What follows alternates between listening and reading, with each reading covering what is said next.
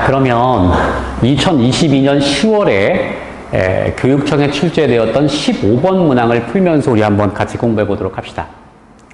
수열 AN의 첫째 항부터 N항까지 합을 SN이라고 했는데 지금 두 자연수 PQ가 있대요.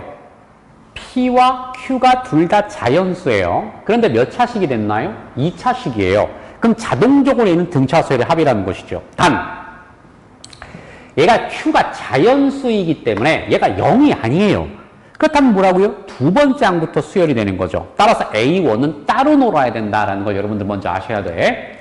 자, 그런데 SN이 이 박스를 만족시키도록 하는 P의 최소값들이 뭐 있을 거 아니야? 뭐 굉장히 많은가 보지? 그 중에 가장 작은 값을 찾아와라 이런 뜻인데 이 박스 안에 뭐라고 되어 있냐면은 임의의 두 자연수 IJ에 대해서 I와 J가 다르면 어떤 것이든 간에 똑같은 함수 값은 없다 그 얘기라는 거거든. 다 각자 다른 값을 갖고 있더라. 이것이 바로 이산적 변량의 특수성이에요. 자, 그럼 이제 어떻게 해야 되느냐? 자, 먼저요. 요 그래프를 한번 우리가 이제 그려보는 거예요. 그러면 P가 자연수이기 때문에 선생님이 이걸 갖다가 적당하게 이렇게 N축을 갖다 이제 기반으로 만들어 보자 이거거든. 자, 이렇게 N축이 있는 거야. 그러면 저 2차 함수의 그래프가 분명히 이렇게 생길 거라는 거거든. SN의 모양이 이렇게 생길 거라는 거지. 괜찮지? 자, 그러면 당연히 대칭축을 일단 찾아보자 그 얘기야. 2차 함수니까. 그 대칭축이 있겠지. 그럼 이 값이 그대로 P분의 18이 된다. 이렇게 우린 찾을 수 있는 거잖아요. 그죠? 자, 여기서부터 시작하는 거예요. 이 말을 이제 이해하려면은 예를 들어 어떤 값이 이렇게 있어. 어떤 자연수 값이 있어. 그런데 이렇게 와가지고 만약에 이 값과 이 값이 똑같은 어떤 이것도 자연수고 얘도 자연수라고 생각해 볼까? 그럼 함수 값이 똑같은 게 나올 수 있잖아. 그러니까 이건 안 된다 그 얘기거든.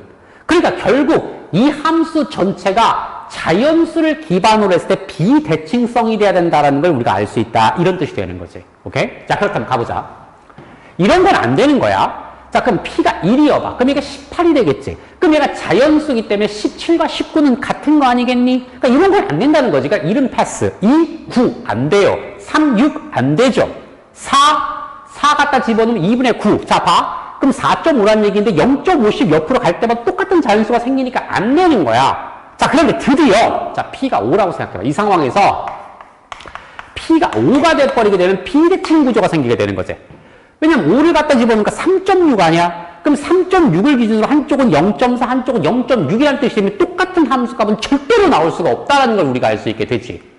오케이? 6 안 돼. 7도 가능할 수 있겠지. 뭐 7도 비대칭이 되는 거니까. 그러니까 이렇게 되게 많은 값들이 있는데 그 중에 제일 작은 걸 찾아보라고 그랬거든. 그러니까 요 놈이 바로 P1이다. 결국 P1은 5다. 이렇다는 얘기가 되는 거예요. 여러분들이 이해됐죠? 아, 그럼 우리가 P의 값을 찾은 거죠. 자, 그럼 이제 이 SN의 값을 이제 수치화 시킬 수 있게 되잖아. 얘가 지금 방금 5였지. 그럼 요 놈이 5n의 일단 제곱이고 빼기 36n에다가 플러스 q 이렇게 되는 구조가 생기게끔 되게 돼 있다. 괜찮지? 자, 여기서 우리가 이제 일반항을 한번 찾아봐야 되겠다는 얘기야. 여기서 AN을 한번 찾아보자 이런 뜻이거든. 괜찮아? 그럼 AN을 딱 찾으면 요 놈이 10n 그 다음에 마이너스가 되면서 36, 41 자 이렇게 되는 값이 탁 하고 떨어지게끔 되게 돼 있어요. 이게 일반항이에요. 자, 그런데 얘는 2항부터 시작한다고 방금 얘기했었죠. 왜냐면 얘가 0이 아니니까요. 그러면 단 A1은 따로 써줘야 된다는 뜻이 되는 거예요. 그럼 일단 1을 탁 하고 집어넣은 순간 이건 Q-31이다라고 하는 어떤 새로운 값이 형성이 되게끔 되게 돼 있다. 자, 여기까지 됐죠? 자, 이제 문제를 봅시다. P1은 5예요. 자, 그러면 절대값 AK의 값이 A1이라는 요 함수 값보다 작다. 이런 자연수가 딱 3개가 있도록 하는 Q를 다 찾아봐. 이런 얘기거든. 똑같아요. 그럼 이제 좌표면에 또 그래프를 그려봐요. 자, 또 그려봅시다. 자, 그러면은, 여기 이제 1이 있을 거예요. 그럼 이제 1이 지금 A1인데, 요 근방 어딘가 이제 A1이 있다는 얘기거든. 요 함수 값이 얘라는 뜻이고, 두 번째 항부터 이제 이 등차 수열을 가지게끔 되게 되어 있어. 근데 꺾으라고 그랬었지.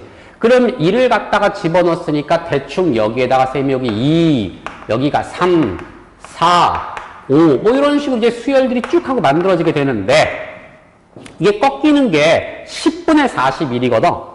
그러니까 대충 요 정도가 되겠지. 그럼 얘가 그래프가 이렇게 상승을 하게 되는데 절대값을 씌워서 꺾여서 올라가게 돼 있고 2를 갖다 대입하면 얼마가 되겠니? 자, 21이 되겠네. 그죠? 그러면 2 넣었을 때 요 함수 값이 21이라는 뜻이고 얘는 10만큼씩 떨어지라고 했으니까 뭐 3일 때는 11이 될 것이고 또 4일 때는 얼마가 될까요? 1 이렇게 될 거고 그 다음에 5 집어넣으면은 뭐 대충 좀 더 높이 올라가 볼까? 좀 더 너무 좀 그러네. 요 정도 21, 뭐 요 정도 할까? 11, 요 정도 1. 그 다음에 요 점을 돌파하고 꺾여서 올라가니까 여기는 9, 뭐 정도 되겠죠? 다시 10 올라가니까는 요 놈이 뭐 19, 요 정도 이렇게 쭉 올라가는 이렇게 약간 생기게 되는 거야. 그럼 이거 끝을 연결해봐. 그럼 요 놈이 요렇게 왔다가 여기서 꺾여서 이렇게 올라가는 다음과 같은 이제 구조의 그래프가 생기게 된다는 걸 알 수 있게 되지. 이게 절대값의 값이다. 이런 뜻이야. 이게 절대값 AN이다. 라고 한번 놓자. 그런 얘기거든. 그런데 요게 A1이라는 어떤 상수함수가 있어. 그럼 얘보다 아래쪽에 있어야 된다는 뜻이거든. 그런 게 딱 3개가 있으란 얘기거든. 자, 그럼 봐라. 가장 작은 순서대로 요거 1이지. 요거 9지. 요거 11아니야. 그럼 A1이 대충 어디쯤에 있으면 돼? 대충 요 정도의 상수함수 A1이 있게 된다면은 세 번째 항, 네 번째 항, 다섯 번째 항 이렇게 딱 하고 만족시켜서 딱 K값은 3개가 생성된다는 뜻이 되는 거거든. 여기까지 여러분들 이해가 됐지? 근데 작아야 된다고 했기 때문에 결국 여기는 이 A1의 값은 여기 있는 요 11보다는 어떻게 된다고? 커야 한다. 그리고 여기 있는 19보다, 자, 21과 19니까 요게 돼도 상관이 없겠죠? 따라서 A1의 값은 무조건 하고 어떻게 되는 거야? 11보다는 커야 될 것이고 19보다는 작거나 같아야 된다. 이런 뜻이 된다. 뭐 이런 뜻이 되겠어요. 여러분들 이해되죠?